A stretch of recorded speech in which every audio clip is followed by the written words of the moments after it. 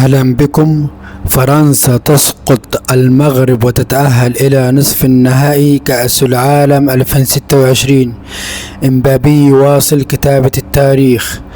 واصل المنتخب الفرنسي رحلة الدفاع عن حلم التتويج بكأس العالم 2026 بعدما حقق فوزا مستحقا على منتخب المغرب بنتيجة 2-0 في مباراة قوية ضمن الدور ربع النهائي ليحجز الديوك بطاقة التأهل إلى نصف النهائي، ويؤكدوا أنهم إحدى أبرز المرشحين لحصد اللقب.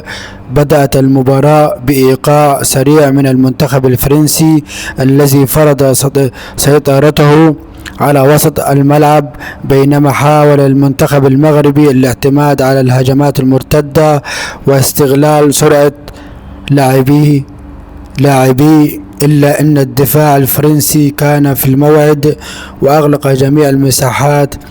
وفي الشوط الثاني نجحت فرنسا في ترجمة أفضليتها إلى أهداف وحسمت المواجهة وسط تألق لافت من النجم كيليان إمبابي الذي واصل تقديم عروضه الاستثنائية مؤقتا مرة أخرى.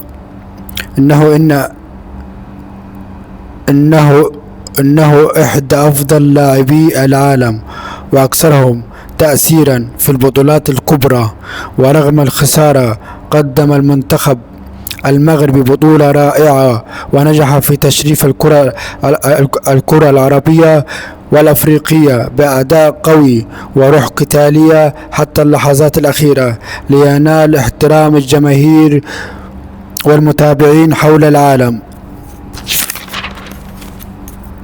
وبهذا الانتصار تضرب فرنسا موعدا ناريا في نصف نهائي كأس العالم 2026، بينما يودع الأسود الأطلسي البطولة بعد مشوار مميز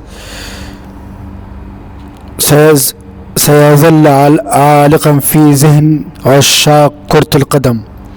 في رأيك، هل يستطيع منتخب فرنسا مواصلة المشوار والتتويج بكأس العالم 2026 أما أن البطل القادم سيكون من